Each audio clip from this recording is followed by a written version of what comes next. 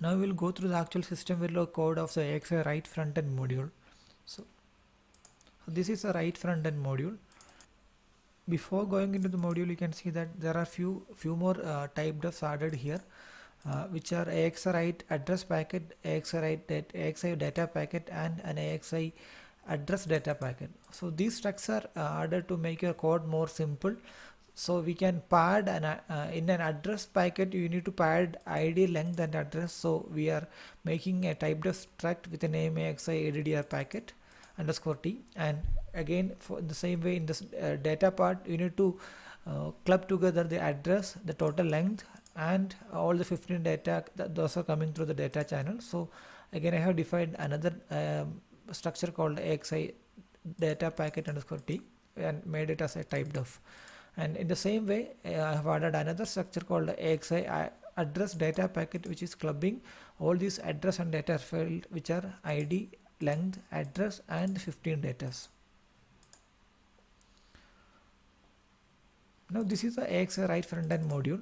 You can see that the inputs are clock, reset, and the input again it's coming as a write address channel, a write data channel, and a write response channel. So the write address and write data channels, so this is a slave. So this module will act as a slave in the write address and data channel. So we are defining two mode interface with mode port slave, which we had already defined in the previous file, AXI write address interface dot slave, and its name here is ADDR interface. So this ADDR interface is of a type interface AXI write address interface, and it will act as a slave here. Thus in this module the interface.clock, reset, ID, address, length, all these fields are input, and the ready signal will be an output.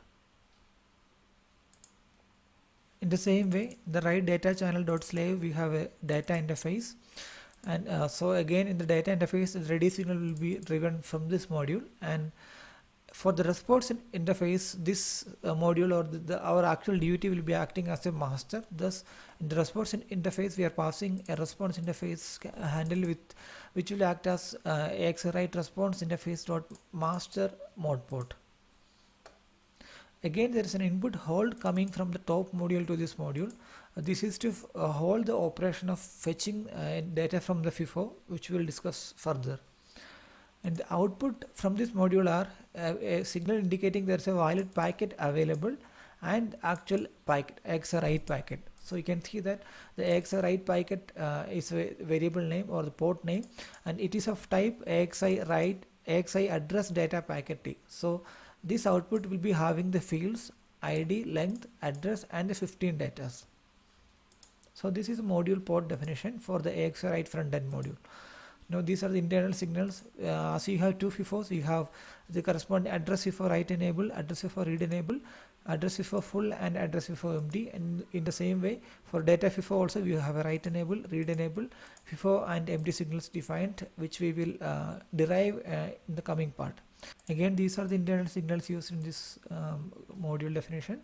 Now we will go to the actual implementation part.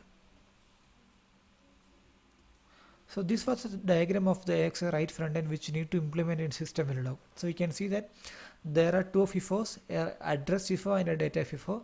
Into the address FIFO you need to club the address incoming along with the ID and length, and into the data FIFO you need to club the ID and the 15 data coming in through this channel, data channel.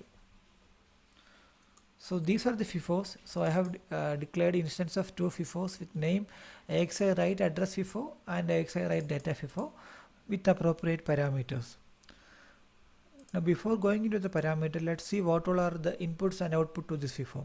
So you can see the clock, reset, and write enable and write data and read enable are the inputs to the FIFO, which you have already gone through the FIFO implementation. And the full, almost full, empty, and the read data are the output from the FIFO. So as a write enable, I am driving the signal AXI write ADDR FIFO write enable, which I am deriving in the below part.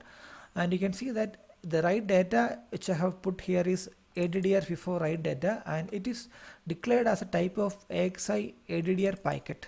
So this structure we have already defined So this structure will be having a field of ID length and address. Thus we have to combine the ID length and address of a particular address packet and put it into this FIFO.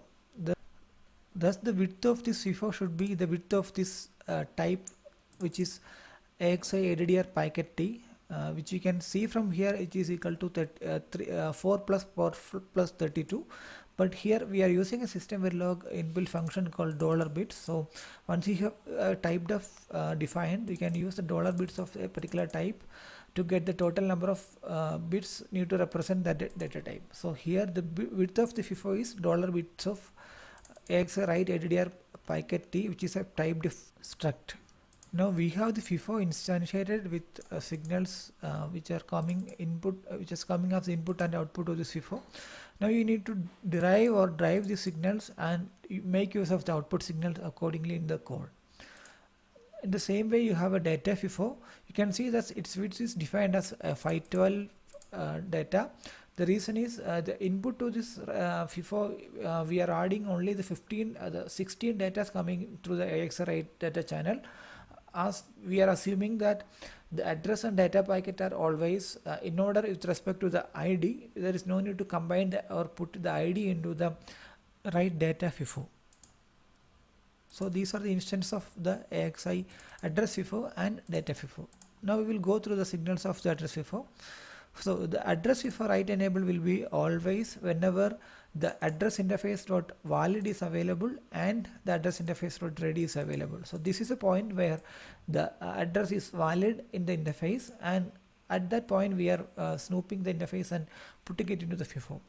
So the write enable is valid and ready, and again you can see ready we are driving internally. Now the next field, the write data, which is of typedef type, its dot ID is equal to the incoming ID in the address interface, and write data dot length is equal to the incoming AW length in the address interface, and write data dot ADDR or address is equal to the address interface dot the incoming address. And the next signal which we need to drive out in the address interface is a ready, which need to be driven by the slave. So the address interface dot ready is equal to this FIFO not full. So whenever there is a field available in this FIFO to write, the address FIFO to write, we are driving a ready signal in the address interface so that the master can drive the next available packet at any point of time. So the ready in the address interface is AXI address FIFO not full. And when we wanted to read out from this FIFO is whenever we have a valid packet available and there is no hold in from the top. You can see that the hold in is an input to this module, which is driven from the top module, and the AXI write address packet valid is again an output of this module, which we are driving from this particular module. Thus whenever a valid packet is available and there is no hold input coming, we will pop out from the FIFO. Now before going into the data FIFO signals, we will see what is the AXI write packet valid signal. So you can see that the write packet valid is always it's equal to whenever we have an entry in both the address and the data FIFO. So address FIFO not empty and data FIFO not empty. Thus whenever we have a valid data available in both address and data FIFO, at that point a valid packet is available. So again here the reason is we are assuming that the address and the data packets that is coming through the address and data channels are in order with respect to these two channels. So assume that the master is driving two different packets, and again assume that the master is first driving the address packets of the address of the two packets in the address channel, and next the master is driving the data packet of the first packet. In that case you can see that the first two address packets will be available in the address FIFO, and whenever a valid entry is available in the data FIFO, it has to be matched with the first entry in the address FIFO, because we are assuming that the address packets and data packets will come always in order in the respective channels. Thus we can say that AXI write packet will be valid whenever there is a valid field in both FIFOs. So this was the first output from this module, and the next output is AXI write packet. So the write packet valid we have derived, and write packet dot ID is equal to the address FIFO read data, which is the output of that address FIFO dot ID, and packet.length is equal to address FIFO read data dot length, and packet.address is equal to address FIFO read data dot addr, and the next field is data. So the AXI the address packet dot d15, d14, d13 up to d0 we have to drive, and to make it more readable, this is how I have used within a set of braces. I have listed like AX write address packet dot d15 comma d14 and so on, so that this will be driven out from the data FIFO output. So the individual AXI write packet dot d0 to d15 is equal to data FIFO R data, which is a logic 511 down to 0 data type. Next is the data part. So before pushing into the data FIFO, you need to combine all the 16 data coming through this data channel. So there could be maximum of 16 data coming. So you need 16 flops to save the data which are coming in different 16 clocks. So these are the flops or flip-flops we have defined. The output names are D0, D1, D2, etc. And you can see that the DIN is saved into all these flops, and DIN is nothing but the data interface dot write data. So the data interface dot write data will be saved into this D0, D1, D2, etc. these flops whenever there is a valid enable signal. And the next signal is in the macro is an enable signal, and this you can see that the enable signal for these flops are like D count is equal to 0, then the first flop will be enabled. When there is an internal register called D count, which will increment whenever we get the next data, and whenever that D count is equal to 0, the particular value, that particular appropriate flop will be enabled. So D count equal to 0, the input data will be saved into this first flip flop and so on. And again you can see that there is a slight change in the reset value of these signals. So the reset for the first flop we are passing a plain reset, and for all other flops those flops will be reset whenever the plain reset is asserted or when we assert a declear. So the declear is nothing but when we detect a new packet in the write interface. So whenever we detect a new packet, we need to clear all the previous data from all these flops. Now you'll see what is the D count and declare signals. So as we had seen, D in is equal to the write data dot write data interface dot write data, and D count next is equal to whenever there is a valid WLAS asserted, the next will be resetted to 0. Otherwise, whenever there is a valid and ready is there, then increment the D count next by 1. Otherwise, it's the same as of the current value. And again, you can see that the D count is a flopped version of the D count next.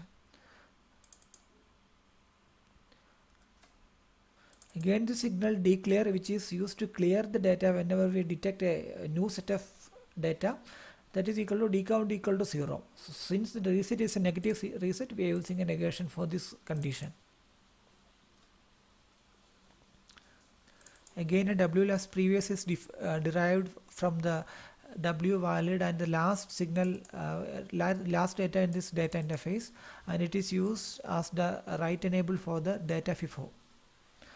And the last set of signal is write response signal driving part. We will be driving an OK response back to this master whenever we have a complete address and data packet available, or whenever we are popping from those two FIFOs. Thus this B valid will be equal to write that any FIFO read enable, which is nothing but the packet valid and there is no holding, and BID is equal to the address the output address packet dot ID, and B response is equal to OK when we pop from these FIFOs. This completes the module description of AXI write front-end coding implementation. I have added a snapshot of this code at the end of the session, and you can go through this figure and this snapshot multiple times to get it more clear.